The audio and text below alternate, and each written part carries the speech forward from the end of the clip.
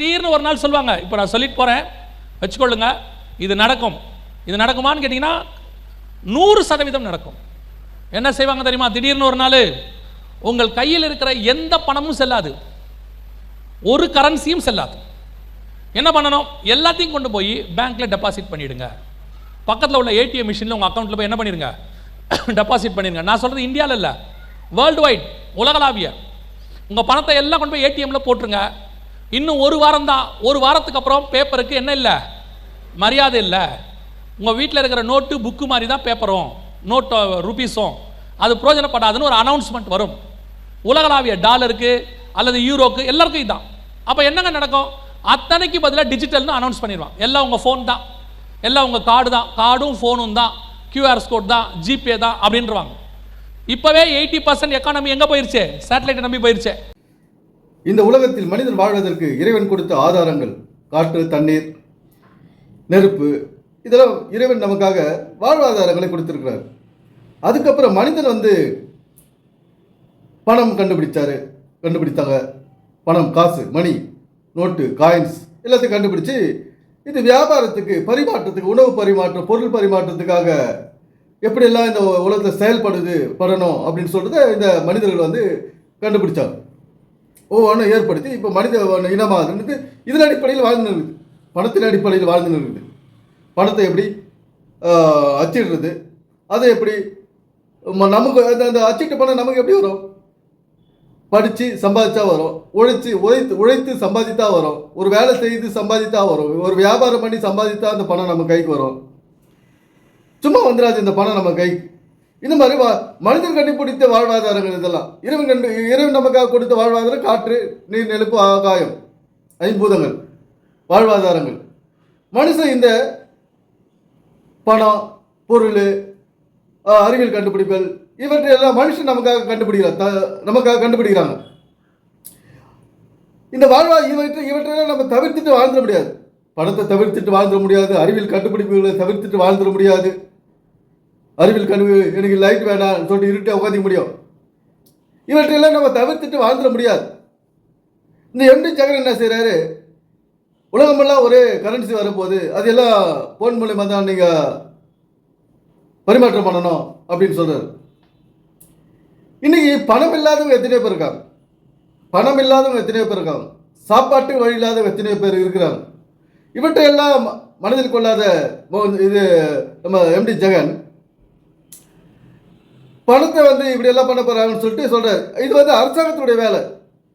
அவங்க அது அந்தந்த காலகட்டத்தில் அந்தந்த மாற்றங்கள் அறிவியல் கண்டுபிடிப்புகள் வளர மாற்றங்கள் வந்துக்கிட்டு தான் இருக்கும். அது நம்ம ஏற்றுக்கொள்ள வேண்டும், வேற வழி கிடையாது. அரசாங்கத்துக்கு என்ன சொல்லுதோ அதை நம்ம ஃபாலோ பண்ணி தான் ஆகணும். அப்படி இருக்கும்போது பணம் எல்லாம் வந்து பேடிஎம், ஏடிஎம்ல போயிட போது அதனுடைய பரிமாற்றம் தான் அப்படி தான் சொல்றாரு. இருக்கட்டுமே. இன்னைக்கு பணப்பற்றாக்குறை இல்லாத வாழ்க்கைக்கு என்ன வழி அதை சொல்றது கிடையாது, வருமானத்துக்கு என்ன வழி அதை சொல்றது கிடையாது. பகன்சி லாசரஸோ நம்ம எம்டி ஜெகனம் பைபிள்ல இருந்து ஆசீர்வாதம் வருது, பள்ளம் வருது, சாபத்தை போகத்தை இயேசு கிறிஸ்து பிறந்தாரு, ஆசீர்வாதி தான் பிறந்தார். அந்த ஆசீர்வாதத்துக்கு எந்த வழியில வரும்? இயேசு கிறிஸ்து பைபிள்ல சொல்லிக்கிற ஆசீர்வாதம் எந்த வழியில வருங்க? நம்ம எந்த வழியில போனா அந்த ஆசீர்வாதத்தை அடைய முடியும்? அந்த வழி சொல்றது கிடையாது. இவங்க இந்த வாழ்வாதாரத்துக்கு தேவையான பணம் சம்பாதிக்கிறதுக்கு வழி சொல்றது கிடையாது. இவங்க இந்த மாதிரி ஒரு அரசாங்கத்தை வந்து செய்ய வேண்டிய வேலையெல்லாம் இவங்க செய்துக்கிறது. இவங்களுக்கு அந்த வேலையெல்லாம் கிடையாது. இன்னைக்கு ஏழ்மை நிலையில குடிசை வீட்டில் வீடு இல்லாத அவங்க உயரத்துக்கு என்ன வழி சொல்றது பைபிள், அதை எடுத்து சொல்றது தான் இவங்களுடைய வேலை. அதை விட்டுட்டு இது வந்து அறிவியல் கண்டுபிடிப்புலாம் சாத்தான், ஆதார் கார்டு அந்தி கிறிஸ்து, பணம் ஒன்று பரலோகம் கொண்டு போகாது, இதெல்லாம் எதுக்கு?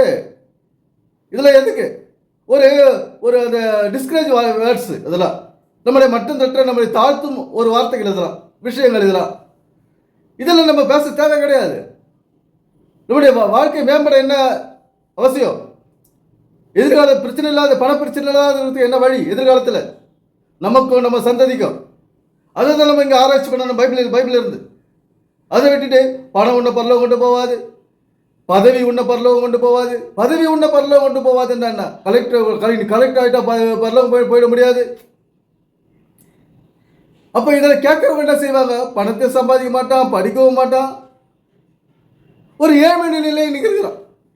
ஒரு ஏழ்மை நிலை, அடுத்து மட்டும் கையாந்துற நிலை, யார் கொடுப்பாங்களோ என்ற ஒரு நிலையில, அண்ணன் தம்பி கொடுப்பானோ, தெரிஞ்சவங்க கொடுப்பானோ, ஏதோ காக்கா வந்து தூக்கி வந்து போட்டுருமோ, இந்த மாதிரி தான் இன்னைக்கு ஒவ்வொரு மனுஷனை இன்னைக்கு நினைச்சுன்னு இருக்காங்க. ஒரு ஓடி ஒரு நாலு வேலை செஞ்சு சம்பாதிச்சு உடம்பு ஆரோக்கியமாக வச்சு உழைச்சி சம்பாதிச்சு காசு சேர்த்து ஒரு வீடு கட்டுவோம், ஒரு பொருளை வாங்குவோம், ஒரு காரு வாங்குவோம், ஒரு நமக்கு தேவையானதெல்லாம் பூர்த்தி செய்துவோம். அந்த மாதிரி மைண்ட் செட் வரணும். அந்த மாதிரி மைண்ட் செட்டுக்கு மனுஷனை கொண்டு போகணும்.